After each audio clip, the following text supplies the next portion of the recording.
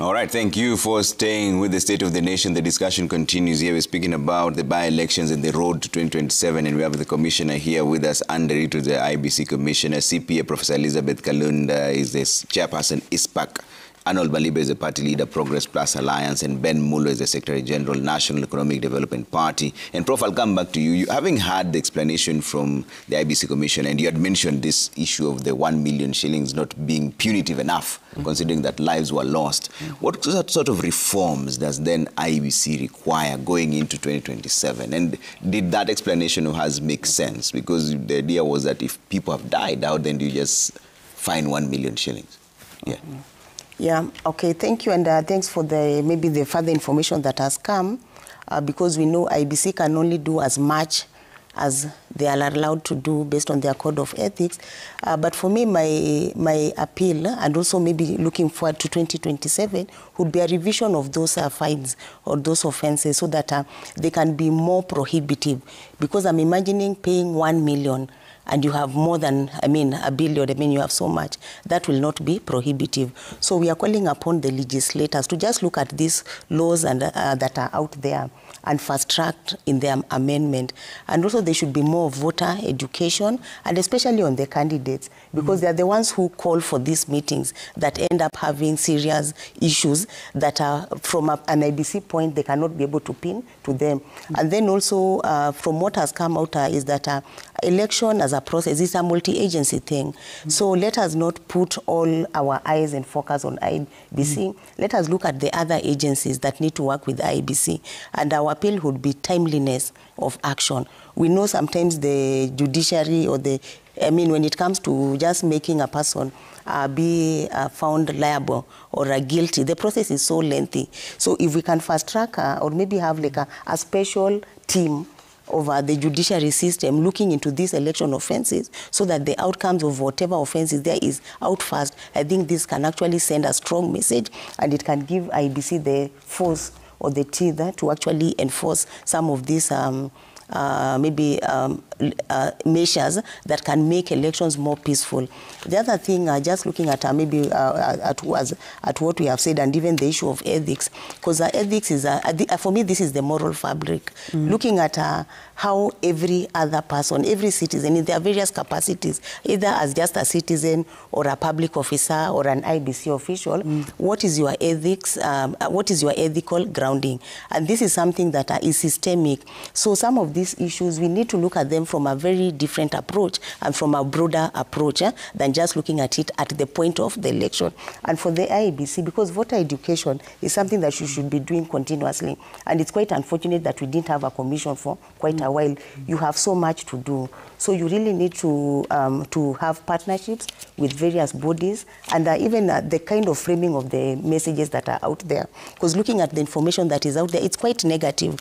And for me, as a citizen, even beyond being the chairman of the Institute of Certified Public Accountants, I'm looking at the public trust in this institution that runs the election. Because if we don't have that public trust, honestly, all these other things will go. All these narratives like, let us hire goons, let us give people gifts, let us buy votes. And for me, commercializing democracy, and we have an electoral body that we are funding using our taxpayers' money, I think that is something that we really need to work on. So IEBC, you really need to look at your timelines and voter education.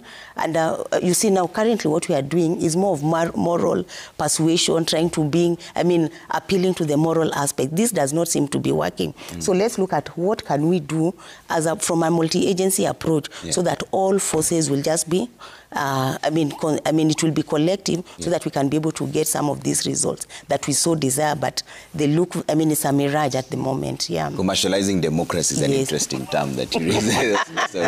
But Mulo, what are some of the recommendations and reforms that are required now as we head into 2027? My entry point would be to place the blame exactly where it belongs.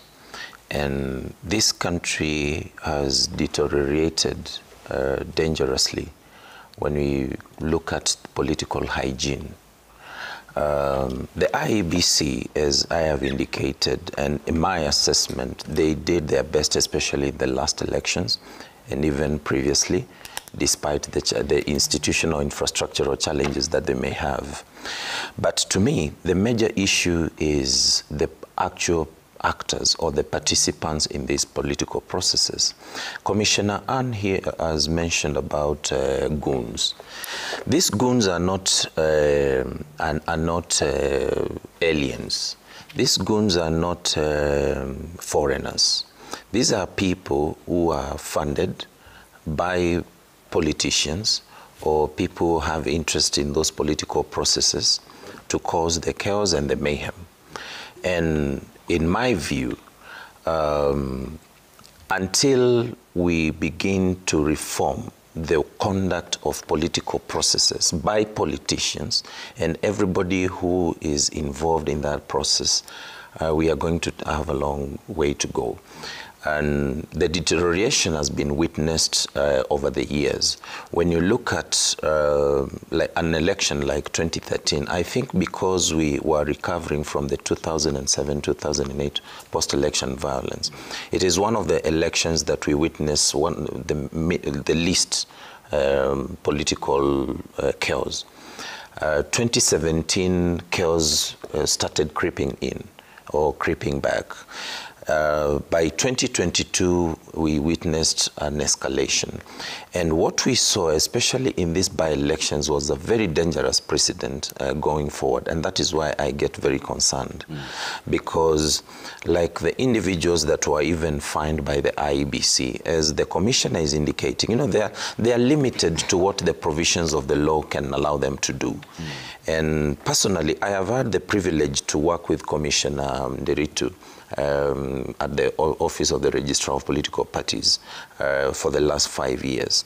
And there was a very, actually a very high commitment to professionalism and excellence by the ORPP, especially that has been deployed towards the registration of political parties.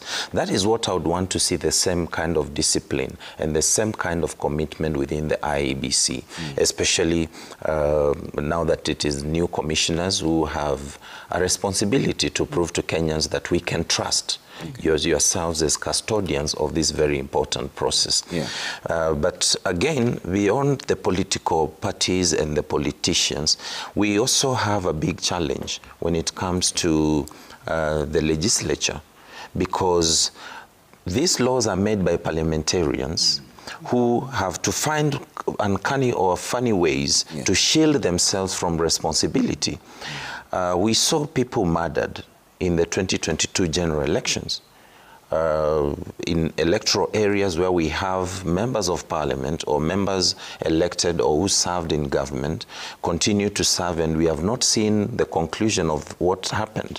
And unless and until we have those issues, people punished severely, it continues to embolden people, and it continues to encourage that dangerous culture. And 2027, as it is evident, is going to be a very contested election. When you look at the temperatures that were there in just small by-elections, even MCA positions, you would think actually we are electing a president in Narok or in Malava or in some of the areas that we had by-elections. So the politicians, and I think this is where the IEBC would come in very handy, because there are regulations for political parties, and there are regulations for political parties, for electoral processes. The IEBC, as much as we are talking about civic education for the citizens, this must actually begin with the political parties themselves. So that, because when you look at the way we ended up even with the chaos, particularly in Kasipul, it is evident that a majority of the people may not even be aware of what is expected of them. And perhaps, I know there has been concerns about budgetary constraints, but it is imperative that the IEBC stamps its foot down, because you must deploy your independence as enshrined in the Constitution, and ensure that political parties are well trained or well educated in undertaking these processes. Because at the end of the day, as Arnold indicated, the responsibility rests now with us, especially in the political space. You come in only as referees and as executors of the regulations that we are bound to. But that ethic, that hygiene, that commitment must begin to be demonstrated by the political parties themselves and all those who are seeking to participate in electoral processes. All right. Maliba, if you could highlight the reforms that IEBC requires now as we head into 2027. Probably, if you allowed me in a minute to respond to a few things here. Yes. Speaking to the conduct of the by-elections, there is one thing that I actually noted. I have been an observer of elections, locally and elsewhere, and I will still tell you that IEBC any day, at the processes level, they are good for elections. Now, but then the body is a correct agency where it wouldn't be complete legally if they didn't have commissioners. So even when we didn't have commissioners, those guys there can still run the elections effectively. The processes are good. There's not, like I've said, there's nothing new within the framework. There has not been any change. They have done their work well. If you actually are supposed to be fair, I think IEBC is one of the few government agencies where, honestly, people can do their job for what it is. But then I noted something else that I think now that Commissioner Anne is here, is something that I would actually love to bring up. There was a marked difference between the IEBC staff, the ROs, when they spoke to media, especially when they were required to speak to the media, and specifically for two commissioners. I'll not mention them, but you can check out. Two commissioners who, during that time, spoke to the media. It's a small thing, but it's a very big issue, because the biggest problem with our elections is not about the processes. It's not. It's actually because there's trust deficiency. That trust deficit is why, even on paper, we know, you look at the processes, it's almost impossible to steal elections. But as a practicing politician, I'll tell you that where there is a will, there is a way. So on paper, I can actually tell you that it's almost impossible to steal votes. But I will not sleep on it. So I come from a place where we say that if you don't raise Piganduru, somebody will just hurt you and it will get going. So I realized one thing, that the commissioners, two of them specifically, I can actually just mention them. I saw the chair speak, I think, somewhere in Kasipul as they went round. Then I saw a person I would call my uncle, at least from the community, Commissioner Lusalala, I think, speaking in Magarini. In Magarini. And I noted two things as a person who's worked in communication. For commissioners, they must realize that they must keep opinion to themselves. That they must do, unfortunately, because you can do everything correctly. But then it's just nuanced stuff. Like, for example, when people were complaining, I think, about voter bribery, and the chair said there was none. So if I'm supposed to report to you, and you are the chair, as in journalists are raising it with you, and you're closing it out, I can tell you that from the political environment, people will spin that. Of course, from his perspective, the argument would be that no one has brought that to our attention, or we have not seen it. In his response, there was need for him to actually leave it open so that then, of course, we can come to you and complain. But if the arbiter already closes it out, I have already told you that in the systems and the processes, everything is okay. But you see, our body polity is actually a rigged one. It's rigged in many ways, in that by the time IEBC comes in as the referee, they actually are coming into a field they cannot control. It's already rigged beyond them. Like, for example, we have duopolized our politics in a way that today, if you are to have the conversation, even people who are learned, people with multiple degrees, people who've gone to school properly, they're telling you that as a country now, remember that if you were to look at the absolute numbers and requirements for somebody to run, you have got about 1 million people in this country who fairly can actually run for president. But today, and even the media, everybody else, we don't see that as, in logic, you will call that a false dilemma. That people are only being told that it's either William Ruto or then the Rigiji side of it. Somehow, in a country where you have got over 1 million people who can become president, that system and that thinking now we look like we are helpless, like there's a dilemma. So even by the time they come in, it's something they might not do so much about it. And that is why public communication is important. So I think that the CEO should do this, should look for some proper comms people to orient the commissioners, because at the end of the day, they're the ones who speak. If you listen to the returning officers and staff, they know how to execute their commission, or rather their communication very well. I'm talking about their staff. They did well.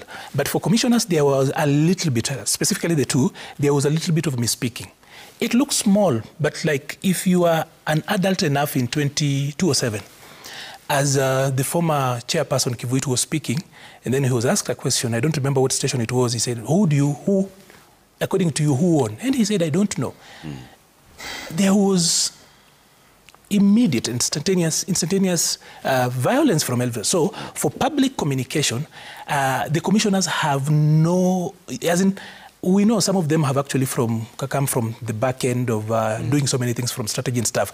So that, Trevor, is very, very important, that the commissioners will need to work on their public communication.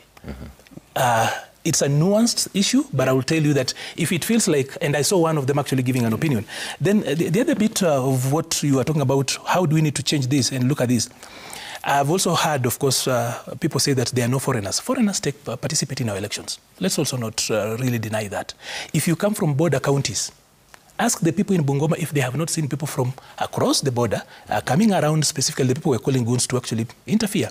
Ask the people of Kuria and Migori if they have never seen people from the other side. The intelligence will tell you those are things that we shouldn't be denying. Those are there. So once in a while, foreigners do. And Kenyans also have demonstrated their ability to interfere across, especially the border communities. So that happens. It's something that is with us. But largely, from where we sit today, I have seen an attempt at moralizing elections and addressing this issue from a moral perspective. Unfortunately, and I'll be crude on this, unfortunately, for elections, integrity is not a moral question. It's a strategic one. Because at the end of the day, those that win, of course, there is the winner-take-it-all thinking and everything else. So as much as we are trying to push the moral line and everything else, that is why we'd rather put up laws that are strong enough as opposed to attempting to moralize people. Because for me as a politician, I know that integrity is not a moral question when I'm running for election. I'm talking about real politics. Yeah. You know, there is the ideal and then there is the real one. That, for example, at the presidential level, and we've seen this for a number of years, that we actually operate with the adage that if you cannot catch fish in the water, wait for it at the market.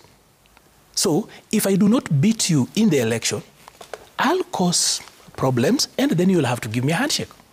It's typical. If I cannot catch the fish in the river, ikiteleza, nitaingoja soko. It will definitely come. So how then do you really then blame IBC? Because a lot of times you realize that they do elections. Then at the end of the day, you allow me to use this word, we bastardize the electoral process. Because people even die for these elections. Then after the elections, people just cross over and shake hands. So when we talk about the reforms, it's much more, and it's almost a problem, and that is why a little bit I got worried when I saw a trend, some quotation going around attributed to Commissioner Anne here, that we could allow IBC workers. Normally, like last year, I think they had about 418,000 temporary staff, and they have got about 1,000 workers of their own, and I think 600,000 figure was drawn that probably we have got 200,000 combined security agencies that should vote before and then we vote on D-Day. That I will tell you, in this country, that is opening an avenue for mischief. I can tell you, in law and everything else, it looks good. It happens everywhere else in the US. It happens everywhere, but I'll need to remind you, Trevor, that the reason why our election is very expensive, actually it's one of the most expensive elections, why the ballot paper has got more security features than money, is that we have got a trust deficit. So that's what I'm saying. I actually wanted to execute that particular bit. And you know, the road to hell is literally paved with good intentions. She means well. She says well. But you see, like I have said, somebody just needs to create a narrative. Like the politicians who are saying that ballots have been stuffed, they know, they're not idiots. By the way, an ordinary politician is not stupid. A lot of times people think that politicians are stupid. Even that one that looks like he doesn't know what he's doing. You try, Trevor, to run even for the chairperson of a cattle dip in your village. You'll realize that politics is no joke. So there is no idiot doing politics. But the same people who are shouting that ballots are stuffed, if you are to sit them down, they'll tell you that they know the process and it's not true. But there is an end to that particular. So it's a narrative they create. So that particular narrative, that, like I've just told you, that today we have got a narrative in this country. We've duopolized our politics that now as we go to 2027, people are being told, we know, for example, Rigathi Gachagua cannot run. But somehow, even people who are educated are actually telling you that we only have got two options. By the time Madam left ORPP, I think we had 91 political parties. The other day, I think with them, now there is, I'm talking about fully registered. At the interim level, as a provisional level, there are so many people coming in and it's problematic. But still, when we are having a national conversation, including you, Trevor, somebody who went to school properly, you actually push the narrative without knowing. It's already rigged that you are either looking at William Ruto or you are looking at Rigiji. That is how rigged that space is. That are we even pushing that narrative, or are we just a reflection of what the people want? Because even in these by-elections, in this by-election, I'll be brutally honest with you, there were places where we had more than 10 contestants, candidates, in the ballot paper. The people still chose either one of the two that we said. I raised this because there are also opinion polls in this country where people I raised that, Trevor. If you ran for president right now, you think you'd be the top three? Top three? You're talking about who right now. If I ran for the president today, of course I'll be in top three. I raised that. You're the one I raised that issue. Realistically. I raised that issue because before we came back on air, you had talked about two, like if you had to do away with the two people. The truth is this, that if on an unthinkable day, October 15th happens, for any of those people, wouldn't we go to an election? We will go to an election. But I'm telling you how the body politic is rigged. That we look like we are helpless. It is a false dilemma. It's a fallacy that, Trevor, if you are on a ballot, any of those people, but if, for example, you were to vote for any of those 10 in Kasipul, for example, that vote will still count. IBC will count and it will still count. But what we are presenting as fact is not a fact. Okay, let me hear what the Commissioner has to say. Commissioner, in the 21st century, why do I need to travel all the way to Andingopanga to vote? And you have my records. You know I'm a registered voter. You know I have an ID number. You know my name. Why can't I just walk to any polling station and vote? These are some of the reforms. It's because of the kind of sentiment Arnold is bringing out of how we look at elections. Kenyans look at elections as a life and death. Absolutely. That is the problem. In many other jurisdictions, people will do what you're saying. But two, you also must know that you are actually designated to vote in a particular area because you have the elected leaders for that particular area. And all over the world, people vote for a particular polling station. Unless you are doing electronic voting, which is very rare, even across the world, there's no way in a country you have to go to a polling station that is designated within a particular area for you to exercise your democratic duty.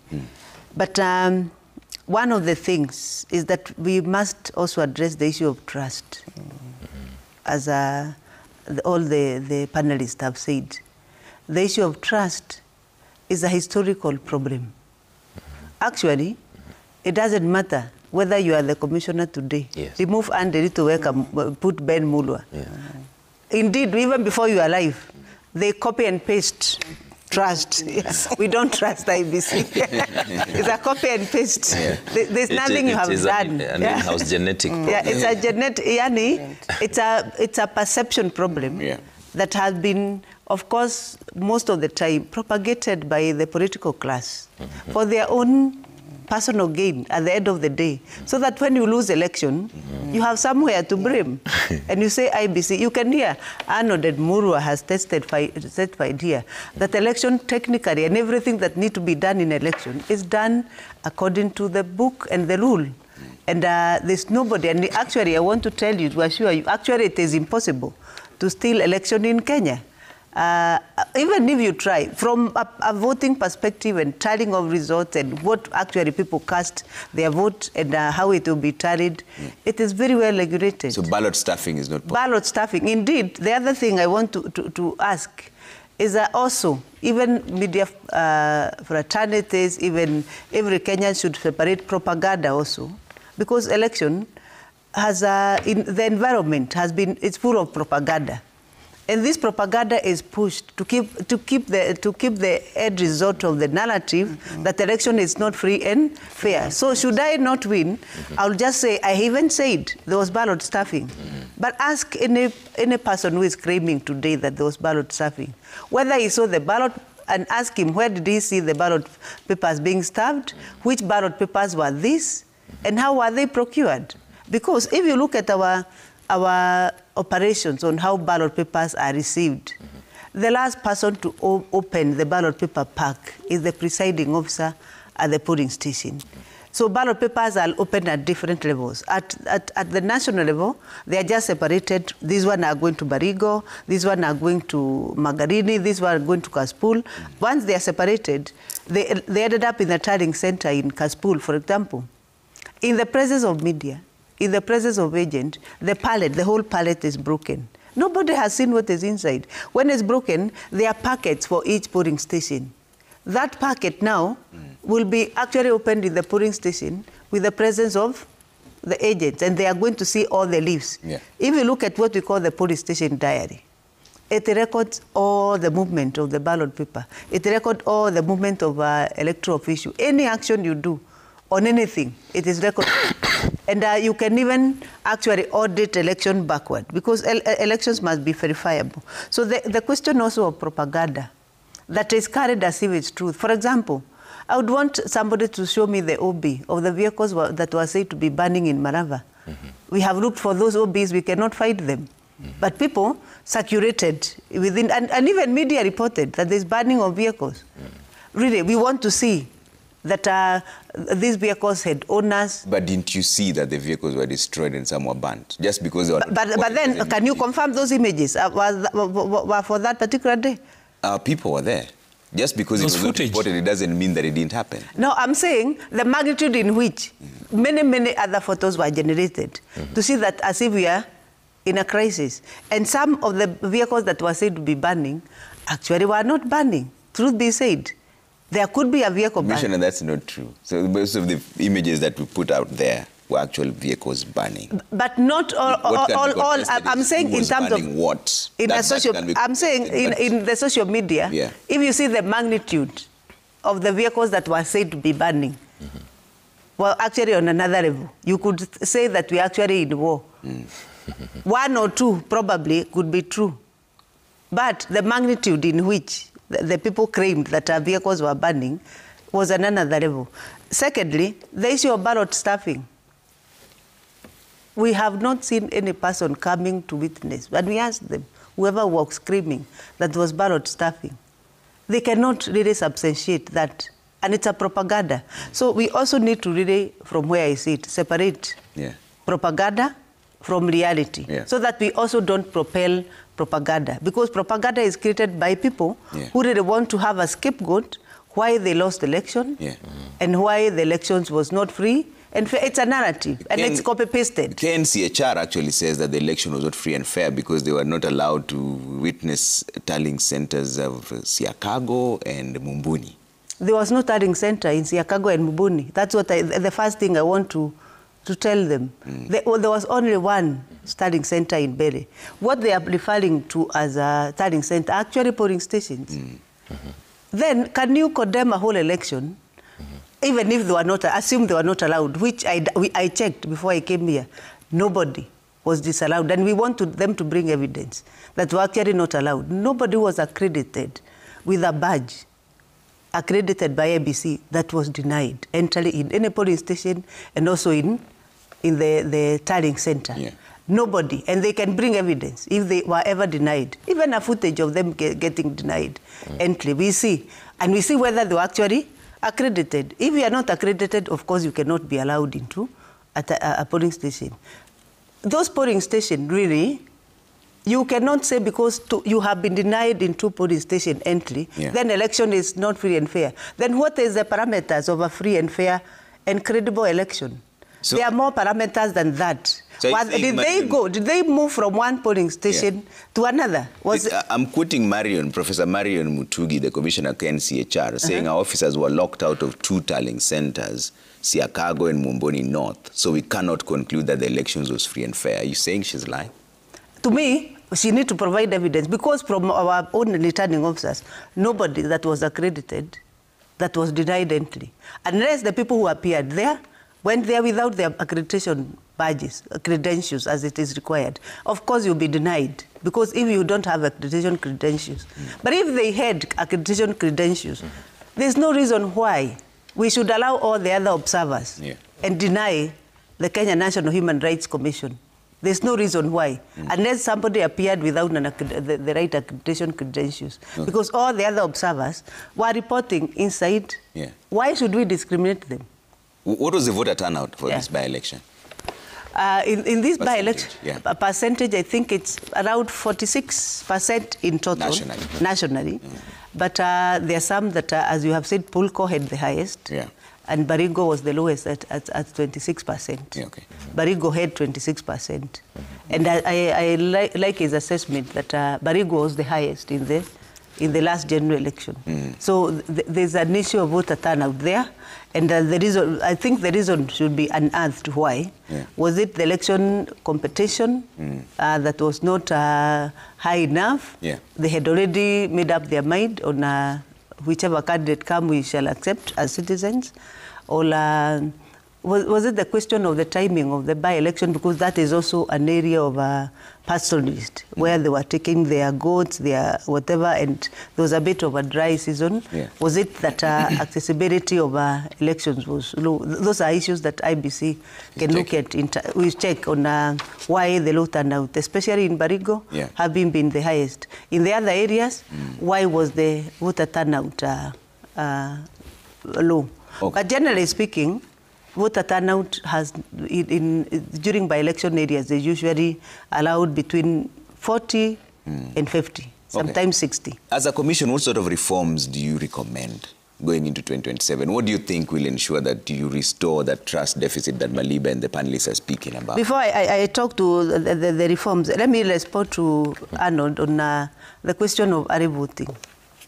I don't think we should shy away from reforms. Just because they are perceptions, because otherwise you shall never do anything in this country. You have to really just put the right safeguards. When you say early voting, there are systems and safeguards that are put on early voting. And it's transparent and as open as possible. And the system should be as clear as it should be.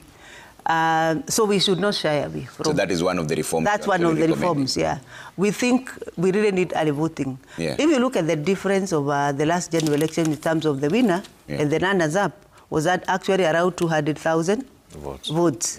There are about 600,000 Kenyans, and even sometimes more. If you count even the agents, they could even be 1 million. You count political parties, agents and all that, they could be more.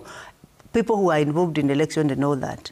So just on that reform that you've recommended, has the commission thought this through? So how do you decide that Trevor can't vote early, but Ben Mulwa can? Because it should be specific. It should be specific to poll officials because of... Only poll official? Yeah, it should be specific to people voting, to start with. We can open later to anybody who want to, once the system have been tried also. And the confine of poll officials is because we are in control of who are the poll officials. We have the register of poll officials. So this is strictly poll officials? Yeah, we are the one who are employing. Yeah, our starting point is actually poll officials. Isn't that discriminatory? Because the police officers then will see. No, police officers are part of poll officials. The all of them? Yes, police officers. All police officers are deployed. And once a police officer is deployed to IBC, he becomes a poll official. Indeed, he's usually under the command of the presiding officer or the returning officer at that particular time of voting. Don't you foresee you facing headwinds with that? Because it is technically discriminatory. I have got issues with that too. Yeah, technically discriminatory. Why? Every other country, and we have done our own research, there are specific groups. Indeed, it is very categorical who should vote early. in every country that do early voting. It is not a blanket that everybody comes this early voting. No, it's actually for the disadvantaged during election. Is it not discriminatory when they don't vote? Which is the fair discrimination? Yeah, because if you say that we don't discriminate, then they don't vote. Why do you differentiate them not to exercise their own democratic right? Which is more discriminatory? Is it to make them not vote so that they actually serve you and they don't realize their democratic right, political right to vote, or is it to allow them to vote within a confine that everybody is seeing what they are doing? And we are just saying a day before. We are not saying a week or minute. It's just a day before.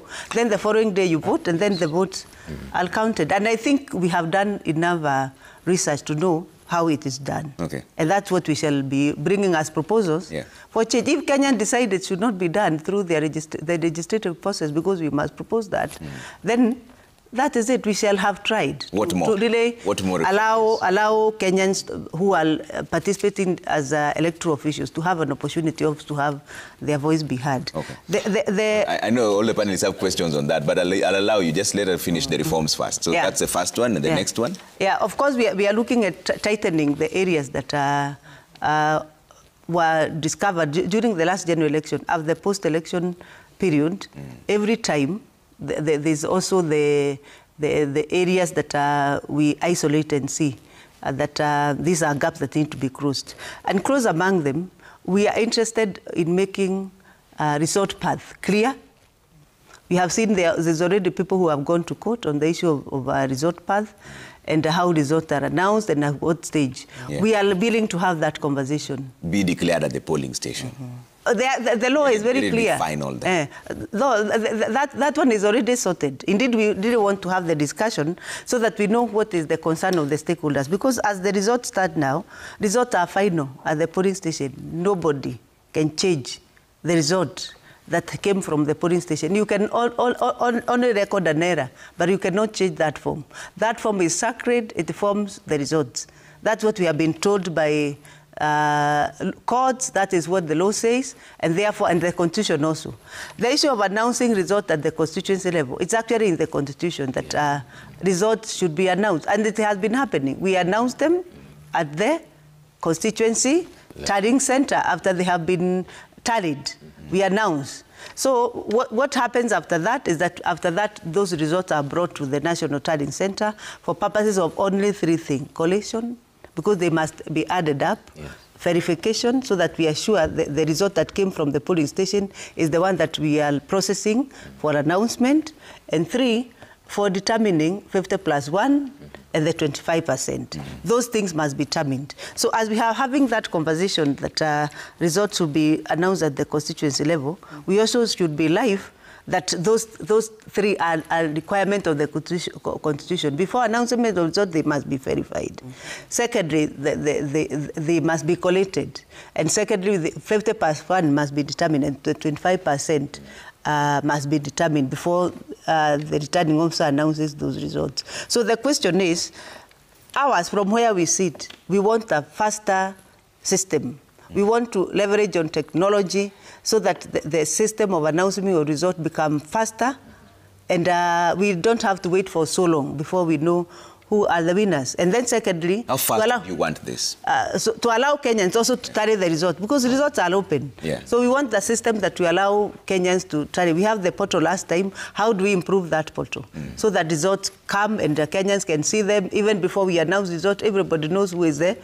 The winner, ours is only a formality. So in this time round, how long will it take you to announce the presidential results? That's what the reform and the conversation we are looking at. I cannot tell. The law gives us now 7 days. Yes. But then, even if 7 days remain there, for legal purposes, we want to do it faster. So that faster is what we want to register it, so that should technology be part of the solution of becoming faster and becoming more open, then we bring registration around that. But you must have some sort of a target, right? So yes, the law allows you 7 days, but are you looking at 2 days, 1 day, 24 hours? We are able to announce within 2 days or 3 days, within 48 hours or maximum 72 hours. Then that will be a game changer. Okay. Because some of the tension that built in this country is as people wait for the results. Okay. And this commission is willing to just look at the infrastructure of result processing and announcements so that we are able to come all the way to. Okay.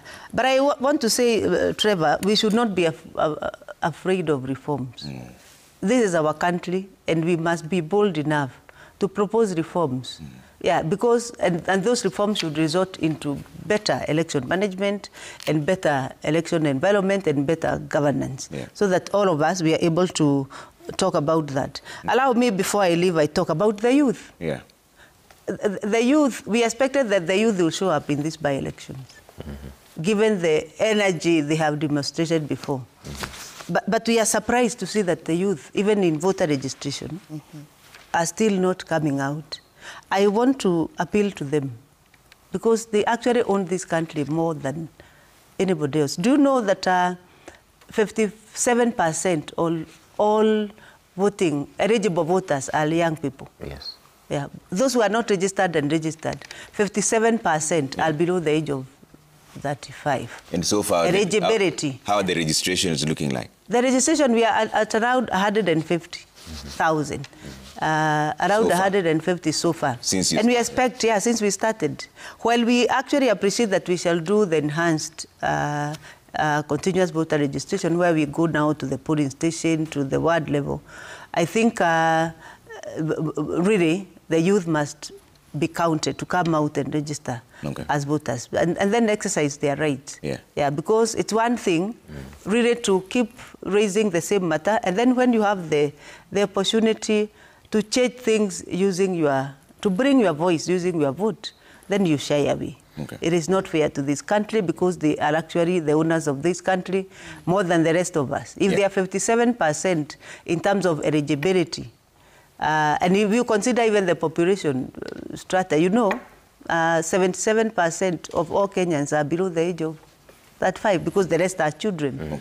You are saying that the 23% are the ones who are going to decide for you when you are actually out there. So I really think the youth need to come out and vote. Commissioner, just allow me to go through the quick feedback and then I'll give you a chance for closing remarks. I know you said you had to head out by exactly 8 and then I'll give the panelists as well just 2 minutes for quick reactions. Then we bring up the feedback really quick. If there's something Commissioner needs to react to, we see what she has to say about that.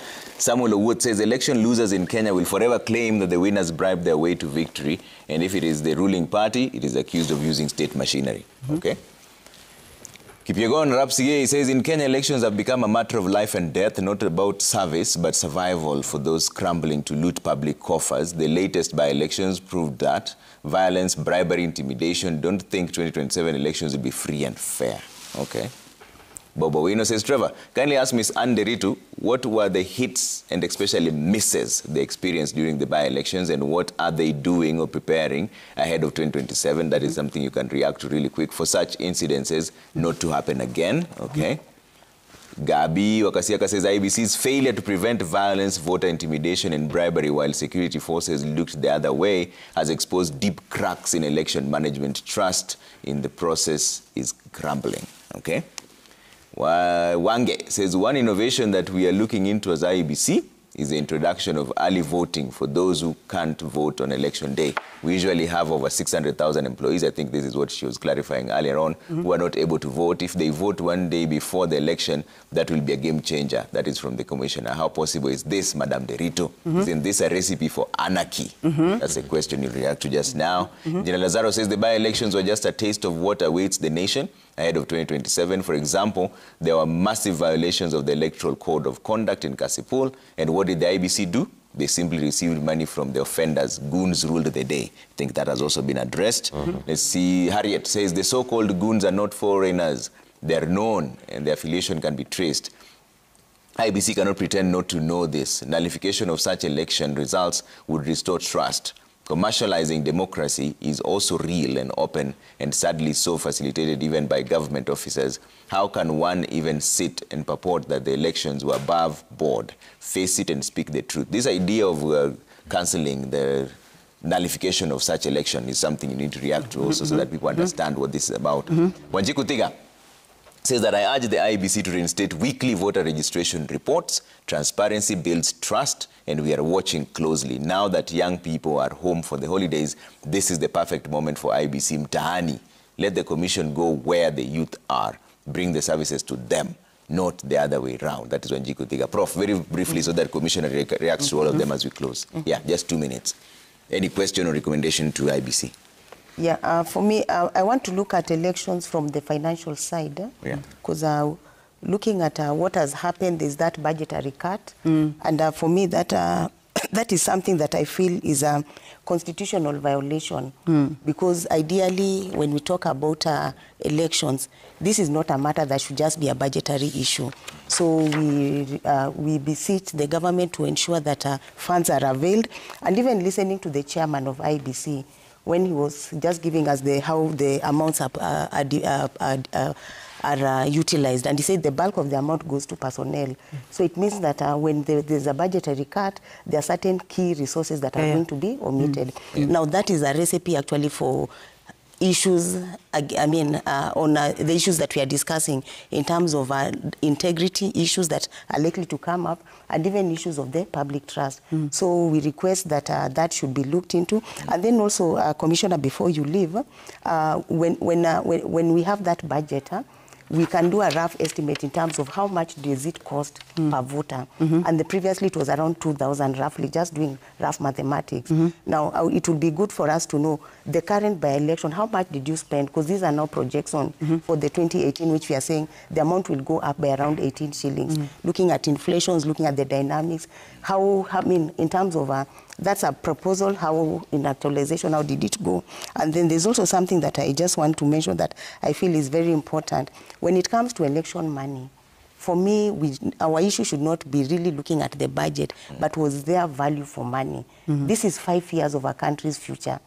So if we can actually have money that is now going to determine whether our future will be good or not, I think that is something that we really need to look at it very much deeply. So it will, for me as a leader of the organization that looks at our public integrity and on financial issues, it will be very good for us to get that comfort on your side, that whatever resources you have, they'll be used well, they'll be value for money, and they're going to lead to free and fair elections. Okay. Yeah. Thank you. Mulwa, 1 minute. One minute, so that she responds to all of them. For me, 2 things to the commission. The first is, as I indicated from the outset, you need to expand the scope of the punitive measures in place, and this must be done through legislation and also the involvement of stakeholders. I want to foresee a scenario whereby political parties are equally punished. For whatever way, even if I am the candidate for the National Economic Development Party and I instigate chaos in Nairobi, the political party must be punished. This is going to ensure that the political party leadership takes responsibility and guides their candidates accordingly so that we can restore decency in our electoral processes. As long as I know as a political party, we deploy our candidates and they can do whatever they want as long as the end shall justify the means, we are going to witness something worse than what we saw 2 or 3 weeks ago. Secondly, now at the political, and I want to respond quickly to something that you mentioned about the youth, and also to add on to what Arnold had indicated earlier. We need to study the reasons as to why this majority of the people are not participating in elections. And in submissions by the 2 of you, you also partly answered that question. In Baringo in 2022, we had the highest voter turnout. In 2025, we had the lowest. In Purko, we saw the highest voter turnout.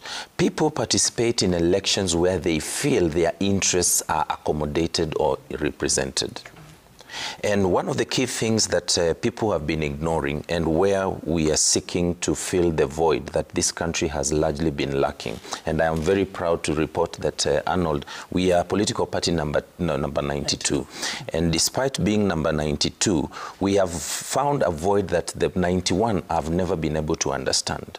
In the presidential elections of 2022, William Ruto won the presidency with 7.1 million votes, followed by the late Raila Odinga with 6.9 million votes, and then the rest. That's about 14 million voters. Yet we had 23 million in the voter register.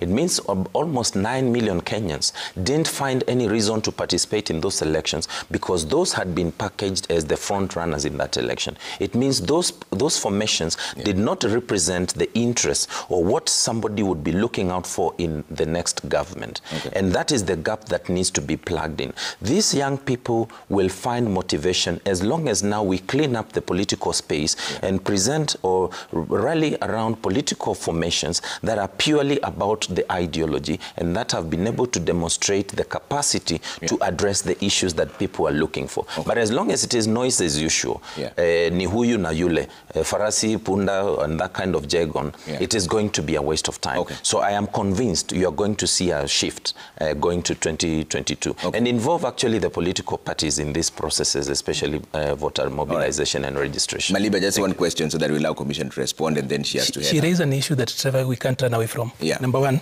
on comms, absence of evidence is not evidence of absence. So when Madam says that the vehicles that were burning in Malava, there has been no OB and such, I know you're going to get a beating over this weekend. You will not escape that because we know the people whose vehicles were banned and for... No, we are not saying there were not vehicles banned. They were exaggerated. They are saying there was exaggeration. So are we looking at it quantitatively or qualitatively? That particular bit is a little bit dangerous. IEBC we cannot end up having commissioners sounding like police spin masters. At least on that particular bit. That's why I said for public communication, the commissioners need a little bit. You guys are professionals, yes, but you have served in public service for a very long time. So you will know what I'm actually saying and how that will actually be spinned. The second thing, early voting.